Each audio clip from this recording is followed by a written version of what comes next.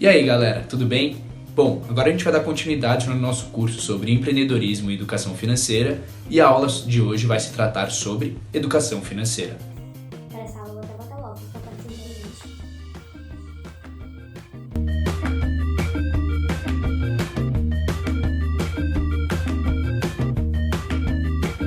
Você sabia que 63% das famílias brasileiras estão endividadas?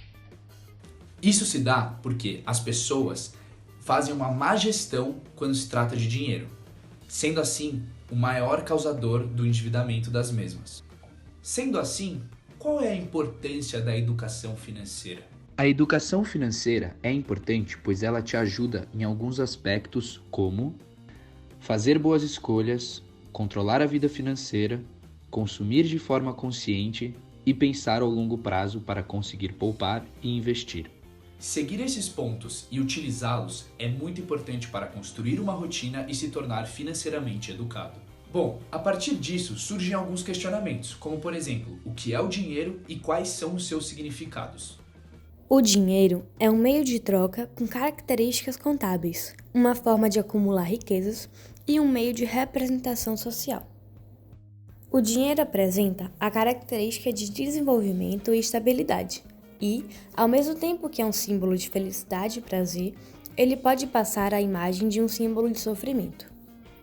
Sendo assim, visto que o dinheiro possui diversos significados e diversos tipos de uso, as pessoas acabam criando relações diferentes com o mesmo. Quais são esses tipos? Existem as pessoas construtoras, que têm a ideologia de ir devagar, mas sempre ir. O velho devagar e sempre. Os despreocupados, que são aqueles que deixam a vida levar. Os camaleões, que são aqueles que acham ou se viram nos 30 em qualquer lugar ou situação. Sabemos que não é bem assim que funciona. O sonhador, que faz listas e sonha acordado. E por último, o planejador, o que planeja todas as suas conquistas. O melhor perfil a se seguir. Agora vamos falar um pouco sobre os sentidos do trabalho. O trabalho tem uma grande importância na questão da educação financeira, pois o mesmo é um meio de gerar renda. Para ter dinheiro e conquistar os seus sonhos, é preciso trabalhar. Mas isso não significa que você não possa trabalhar com algo que você ama. A ideia de que o trabalho é igual ao sofrimento deve ser abandonada. O trabalho deve ser visto como um facilitador para alcançar os seus sonhos e os seus objetivos. Um trabalho que te traz sentido gera melhores resultados, pois é executado de uma maneira mais produtiva. O trabalho te ajuda a se identificar e se encaixar na sociedade, formando a sua identidade. Sendo assim, é muito importante você focar nos seus sonhos e objetivos profissionais, tentando sempre tomar as melhores escolhas para aproveitar todas as oportunidades que podem surgir no seu caminho. Mas, para que sejamos felizes, como devemos levar nossa vida pessoal e nossa vida de trabalho? Ao longo de nossas vidas, percebemos que nós produzimos dinheiro por um período relativamente curto. Ninguém nasce trabalhando e geralmente nos aposentamos. Mas apesar de produzirmos apenas durante um período, sempre estamos gastando dinheiro. Para vivermos, é preciso ter dinheiro, por isso que é muito importante pensar no futuro sempre. Fazer escolhas boas é muito importante para as nossas vidas. As escolhas que tomamos podem fazer total diferença em nossas vidas. Por isso que é muito importante que as nossas escolhas estejam alinhadas com os nossos valores. Apesar de na hora não parecerem ter muita importância, as escolhas têm o poder de mudar as nossas histórias e de muitas outras pessoas. A questão das escolhas é tão importante para decisões relacionadas ao dinheiro como decisões relacionadas à vida pessoal. Nossas escolhas tornam quem nós somos. Fazer escolhas sábias pode fazer toda a diferença na sua vida financeira e na sua relação com o trabalho, ou sobre sua situação atual no trabalho. Pensa, as escolhas que você está fazendo agora são coerentes com o seu trabalho e com sua vida? Elas estão relacionadas ao dinheiro que você ganha? Agora, vamos ver como gastar nosso dinheiro de uma forma, podemos dizer assim, educada financeiramente. Tem alguns pontos que se deve tomar cuidado, como as armadilhas do consumo. Mas o que é uma armadilha do consumo? É como o cérebro decide na hora de gastar dinheiro. Como assim? Por exemplo, tudo que dá prazer a gente faz sem pensar. A gente compra na impulsão. Então, todas as nossas escolhas que a gente faz sem pensar, sem refletir nelas, podem gerar prejuízos e podem ir de encontro às nossas necessidades. Porque às vezes nem tudo que a gente, eu vi ali e gostei, nem sempre a gente precisa. Então, a escolha sem reflexão pode levar a erros. Então, como fazemos para resistir aos impulsos do consumo? Devemos evitar os pensamentos automáticos e começar a ter pensamentos controlados. Sendo assim, pensar antes de tomar qualquer atitude. Quais são os pontos importantes? A construção de um orçamento é fundamental para que seja possível simular como você planeja usar o seu dinheiro no futuro. Saber que a receita, que é o dinheiro que você ganha, tem que ser maior que a despesa, o dinheiro que você gasta mensalmente.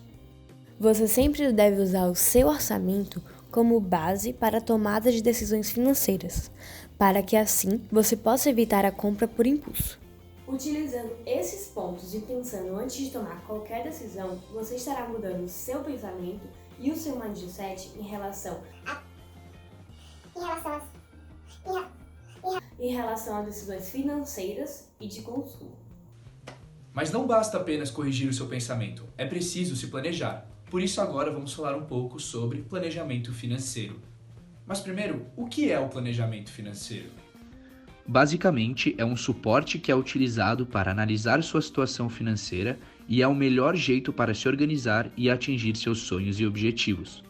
O planejamento financeiro te ajuda a guardar dinheiro de uma forma segura e eficaz. Planeje seus gastos. Veja quanto você ganha, o quanto você gasta, com o que você gasta e trace metas. Assim, você será capaz de atingir os seus objetivos e realizar os seus sonhos. Nada vem do dia para a noite, então é preciso de esforço e principalmente de planejamento. Pontos importantes para um planejamento bom para o futuro. Primeiro, consumir menos recursos no presente do que você produz. Adotar um padrão de vida em que você gaste menos do que você ganha, para que assim possa economizar e ter como guardar algo todo mês. Tenta manter sempre uma reserva de oxigênio financeiro, para que você não fique sufocado por dívidas que possam surgir em situações de emergência. Comprometer-se com sua trajetória de vida hoje e do seu futuro. Ok, mas como eu faço isso? O ponto de partida é através de um diagnóstico da sua situação financeira atual. Para que tal diagnóstico seja realizado, é preciso responder algumas perguntas. Qual é a sua renda mensal? Quanto você ganha e com o que você trabalha? Você tem dívidas? Qual o valor dessas dívidas? Por quanto tempo ainda vai pagá-las? Qual é a sua reserva financeira? E por último, qual é o seu patrimônio? Após responder todas essas perguntas, tem algumas etapas que devem ser seguidas. Etapa 1.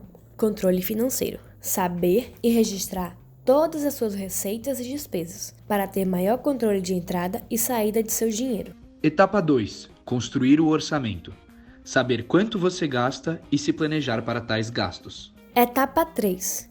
Evitar as ações por impulso. Sempre pensar antes de qualquer ação, consultando o seu orçamento para saber se tal ato é possível ou necessário. Etapa 4. Evitar gastos desnecessários. Fazer lista de supermercados, levar marmita, etc. Etapa 5. Alternativas simples que podem gerar mais renda ou oportunidades. Como exemplo, fazer cursos, hora extras, entre outros.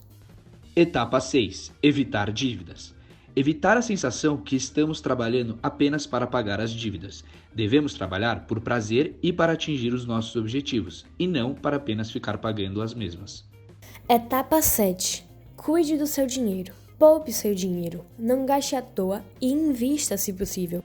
Investir seu dinheiro é investir em você e no seu futuro. Após todos esses passos, é preciso tomar cuidado com o consumo. Quando passamos a economizar e ver o dinheiro na conta, tendemos a não nos preocupar muito e passamos a consumir, o que é um grande erro. Devido a isso, é muito importante ter a consciência e ter um consumo consciente e sustentável. Aonde o maior perigo mora se torna quando o consumo se torna o consumismo. O ato de consumir se torna central na vida das pessoas, sendo esse o principal propósito da vida delas. Um grande erro. Já o consumo consciente não está ligado apenas a só cuidar das sacolas plásticas, economizar energia e reciclar embalagens descartáveis. Está diretamente vinculado à consciência que temos ou não sobre as próprias ações. Seus objetivos devem ir muito além do que apenas juntar dinheiro. O dinheiro, gente, ele é um meio, ele não é um objetivo. Além de saber montar um planejamento financeiro, é muito importante que o cidadão saiba quais são os principais impostos no Brasil e por que o pagamos. Além de saber montar um planejamento financeiro, é muito importante que saibamos quais são os principais impostos que temos no Brasil e quais são suas funções. Você sabia que o Brasil tem o sistema tributário mais complexo e mais caro do mundo? Ou seja, muito importante conhecer nossos impostos e para o que servem. Todos nós sabemos que para ser considerado um cidadão brasileiro é necessário que você pague diversos impostos. Esses impostos garantem a você não só o direito de ser brasileiro, mas também garantem que o Estado funcione, garantindo a todo cidadão os direitos básicos, como ir e vir, direito à saúde, direito à educação, entre outros. Sendo assim, quais são os nossos principais impostos? Imposto de renda, de pessoa física. Incide sobre a renda de contribuintes que vivem no Brasil ou residentes no exterior que recebem rendimentos de fontes daqui. As alíquotas variam conforme a faixa de renda, de 7,5% a 27,5%. Estão isentos de tributação os brasileiros que ganham até R$ 1.900. De pessoas jurídicas. Pessoas jurídicas com domicílio no Brasil pagam esses impostos com base no lucro, que pode ser real, presumido ou arbitrado de acordo com a Receita. A alíquota do IRPJ é de 15% sobre o lucro apurado, com o adicional de 10% sobre a parcela do lucro que exceder R$ 20.000 por mês. IPTU, Imposto Predial e Territorial Urbano. É cobrado pelas prefeituras e seus recursos deveriam ser aplicados para melhorar os equipamentos públicos da própria cidade, como iluminação urbana, esgoto e saneamento, escolas e postos de saúde. IPVA, Imposto sobre Veículos Automotores. Recolhido pelos governos estaduais, é um imposto anual pago pelos proprietários de veículos. O valor do IPVA é calculado com base no valor do veículo e sua quitação é um requisito para obter o licenciamento. Vale destacar que a alíquota é o percentual com que um tributo incide sobre o valor de algo tributado. Então, é a parcela do valor que será cobrada. Por exemplo, a alíquota do imposto de renda de pessoa jurídica é de 15% sobre o lucro apurado. Se a pessoa jurídica teve R$1.000 de lucro apurado, o imposto incidente nesse valor será de R$150, 15% de R$1.000. Além desses três, existem vários outros que explicaremos de forma interativa pelo nosso Instagram, @profissão social. Mas o que acontece se não pagarmos os tais impostos? A sonegação de impostos é um crime sério. A pena prevista é de detenção de 6 meses a 2 anos. No caso de condenado ser primário, a pena será apenas multa, cujo valor será 10 vezes o valor do tributo. Bom, então o que podemos concluir com o final dessa aula? Que é muito importante realizar boas escolhas, que é essencial traçar objetivos e metas, que para atingirmos nossos objetivos é necessário um planejamento financeiro, que devemos evitar a todo custo dívidas e que devemos conhecer os impostos que pagamos. Muito obrigada por assistir até aqui. Eu vou até tirar o óculos, que agora não preciso mais parecer inteligente. A gente espera de coração que vocês tenham gostado e aprendido tudo que a gente quer passar para vocês. Curtam, comentem e tirem todas as suas dúvidas com a gente. A gente está à sua disposição. O Profissão Social agradece. Até a próxima aula. E até a próxima aula.